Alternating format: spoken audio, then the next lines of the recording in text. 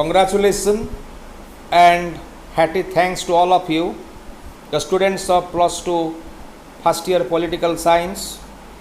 I also greet you on behalf of me as well as on behalf of our channel.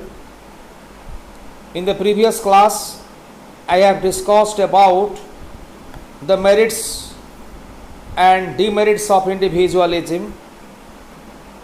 But in today's class, I choose most important topic. That topic is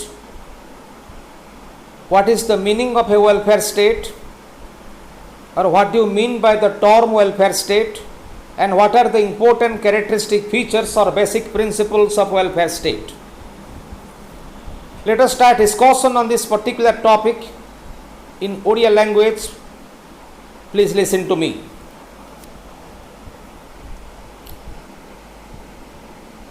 व्यक्तिवाद और समाजवाद रो समन्वय एवं विभिन्न युक्तिसिद्ध चिंतन जनकल्याण राष्ट्र सृष्टि होता है। व्यक्तिवादी राष्ट्र व्यक्ति उपरे गुरुत्व देउथुबा बेले समाजवादी राष्ट्र राष्ट्र उपरे अधिक गुरुत्व देता है। प्रत्येक चिंताधारा गोटे निर्दिष्ट दिग छड़ा अन्य दिग गुड़ी को आदौ दृष्टिपात करि नथिबा जोगु अधिक समालोचित होइथांती। एही समालोचना को आखि आगे रखी व्यक्ति और राष्ट्र मध्य समन्वय रक्षाकारी संस्था रूपे जन्म नैथिला जनकल्याण राष्ट्र बा the concept of welfare state. यह विशेषतः विंश शताब्दीर एक परिकल्पना व्यक्ति और राष्ट्र मध्य जनमंगल राष्ट्र समता रक्षा करि पारिछि। व्यक्तिर सर्वनिम्न आवश्यकता को अग्राधिकार भित्ति रे राष्ट्र विचार करी जोगाई देवा पाई प्रतिश्रुतिबद्ध होइछि। दुईटी विश्वयुद्ध परे मानव कल्याणमूलक चिंताधारार बेस अग्रगति घटी। युद्धर विभीषिका साधारण मनुष्यर मन को संपूर्ण दोहलाई देइछि, जाफल व्यक्ति राष्ट्र सहायतार अनेक गुड़िए जनकल्याण कार्यपाई पदक्षेप नेउछि। इतिहास पृष्ठार सूचना मिले जे शिल्पभित्तिक पुंजीवादर दुर्गुण गुड़िकर प्रतिकार पाई जनकल्याण राष्ट्र सृष्टि होइछि। शिल्प व्यवस्था और शहरीकरण व्यवस्था रे जड़ित थिबा दुर्गुण गुड़ी को दूर करिबा पाई राष्ट्र विहित पदक्षेप नैथिला एवं एही पदक्षेप गुड़िक बहु संख्यक लोकमानंकर मंगल साधन करिथिला। 1942 मसीह जनमंगल राष्ट्र धारणा प्रथमे इंग्लैंड रे सृष्टि होइतिला। परे परे यह अमेरिकार स्वीकृति लाभ करिथिला। फ्रांस रे नेपोलियन जनमंगल योजना गुड़िक कार्यकारी करथिले। नॉर्वे, डेनमार्क और स्विट्जरलैंड रे एही चिंताधारा प्रसार लाभ करिथिला। से 1942 मसीह बेभरिस्क रिपोर्ट सामाजिक बीमा द्वारा व्यक्ति पाई जातीय सर्वनिम्न चिठा प्रस्तुत करिथिला। एही रिपोर्ट रे अकर्मण्यता, अज्ञता एवं दारिद्रता इत्यादि मनुष्यर अनेक लुक्कायित शत्रु मानक चिन्हट करा जाई एथिपाई ब्रिटिश सरकार द्वारा बीमा प्रस्तुत होइथिला। ठीक परे परे जनमंगल चिंताधारा को ब्रिटिश सरकार मध्य ग्रहण करिथिला।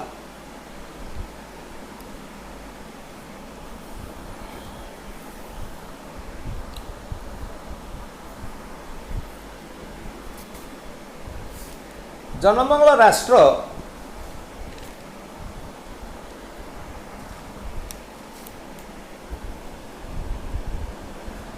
उभय व्यक्तिवाद इंडिविजुअलिज्म और समाजवाद बा सोशलिज्म रो उग्र रूप को परिहार करी एक मध्यम पंथा अनुसरण करिथाए।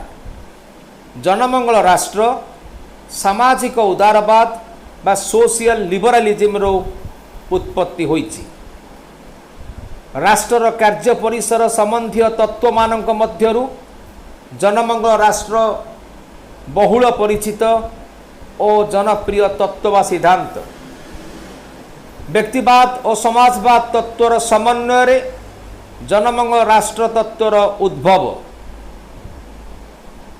विंश शताब्दी रे विशेषकर द्वितीय विश्वयुद्ध पर जनमंगल राष्ट्र आविर्भाव और प्रसार होईछि। 19 शताब्दी शिल्पभित्तिक पुंजीवाद कुफल प्रतिकार पाई जनमंगल राष्ट्र उत्पत्ति होइथिला।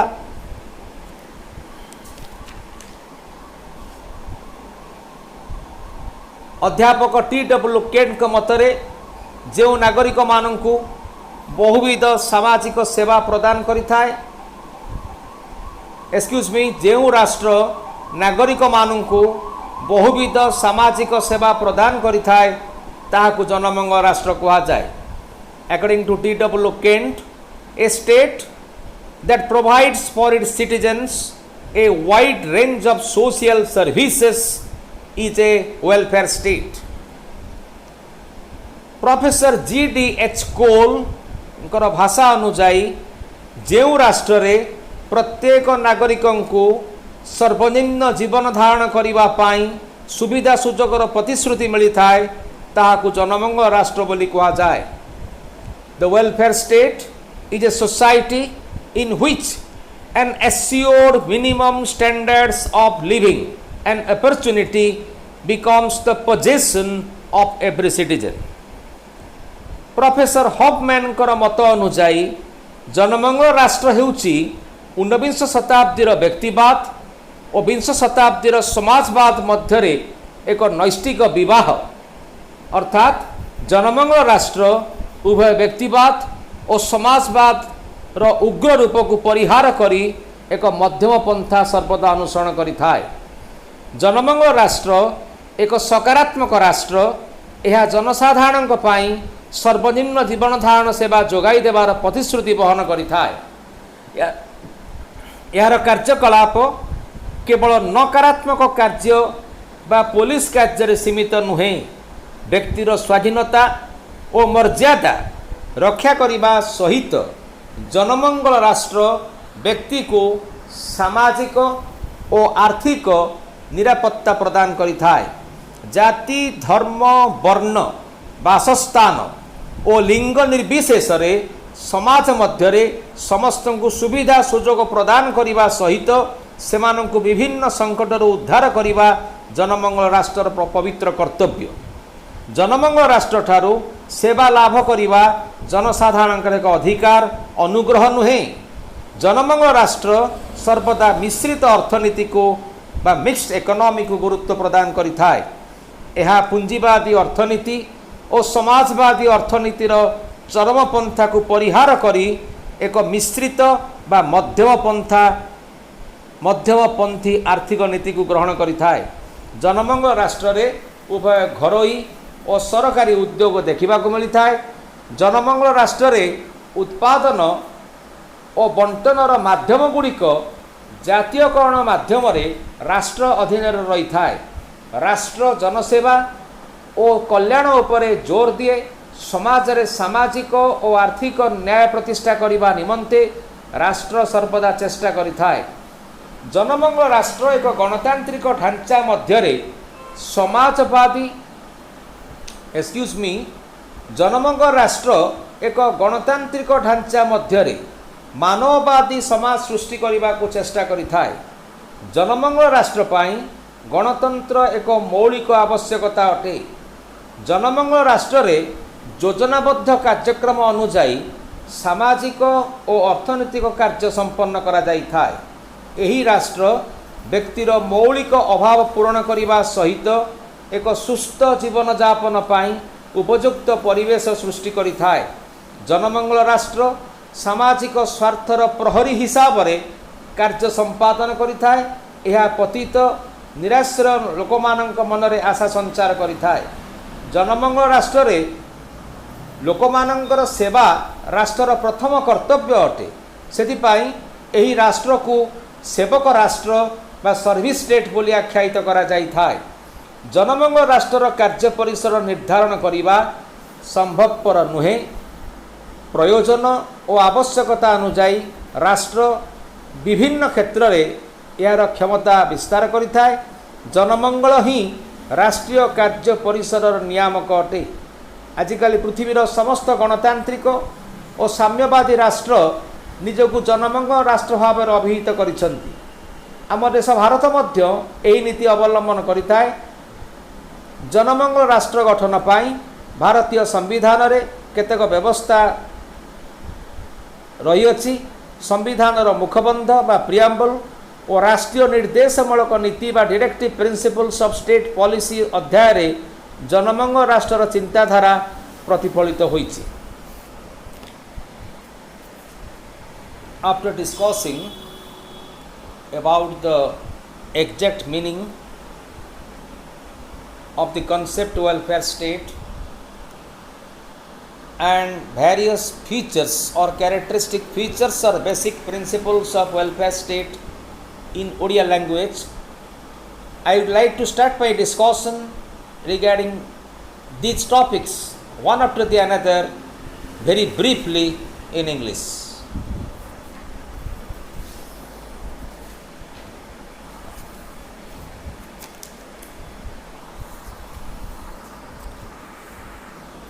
Welfare state is essentially a democratic state working to secure socio-economic welfare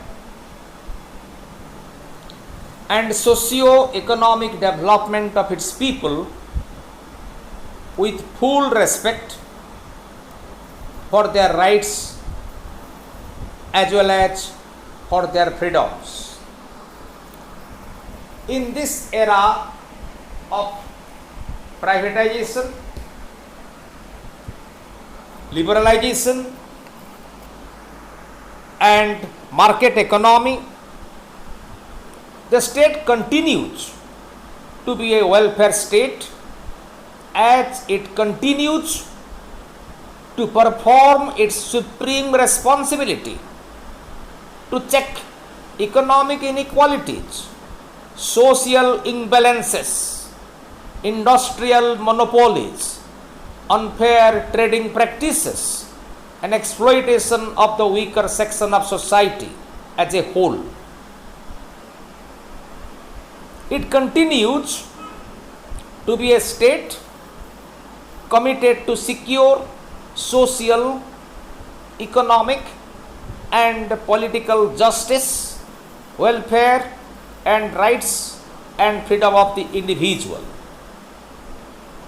Welfare state is one which works actively to promote the socio-economic welfare of the people by formulating and implementing developmental policies, plans, and programs.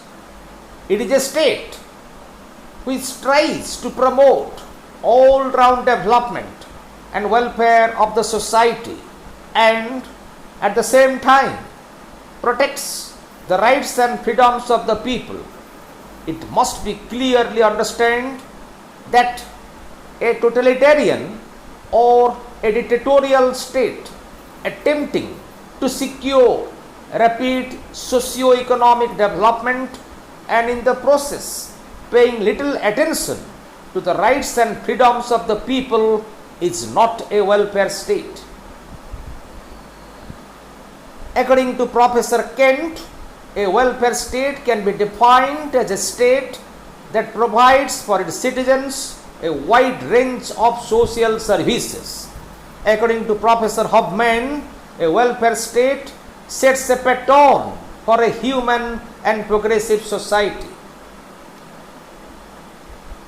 At the end of the discussion regarding the meaning and features of welfare state, I would like to conclude the entire discussion in the following manner. Modern welfare state remains committed to provide social security to the people, improve and develop healthcare services, ensure employment for its people, and to continuously work for creating conditions essential for raising the standard of living of its people. It encourages the people to form their associations and organizations for protecting their interests and requirements. So, welfare state performs a large number of welfare functions for its people along with protection functions, what you call police functions. It also performs socio-economic development functions as well as protects and respects the rights of the people. जनमंगल राष्ट्र तर मुख्य आभिमुख्य होउची एही राष्ट्र रे बसवास करुथुबा प्रत्येक व्यक्तिंकर व्यक्तिगत कल्याण एवं सामग्रिक कल्याण साधन। तो जनमंगल राष्ट्र प्रकृत जनमंगल राष्ट्र कहले कौन बुझाए एवं यार विभिन्न प्रकार चारित्रिक लक्षण मौलिक वैशिष्ट्य संबंध रे संक्षेप रे मु उभय इंग्राजी और ओडिया भाषा रे आलोचना करि सारिबा परे मु आजिर क्लास को सांग करिबा को जाउची। जदि तुमे माने एई भिडियोटी को पसंद करुथाओ, जदि भिडियोटी तुमको भल लागु थाए तेरे भिडियोटी को लाइक और शेयर करिवो एवं या सहित एई चैनल टी को सब्सक्राइब करी पाखरे थिबा बेल आइकन को प्रेस करी ऑल नोटिफिकेशन सेट करिवो। Thank you very much. Have a nice day.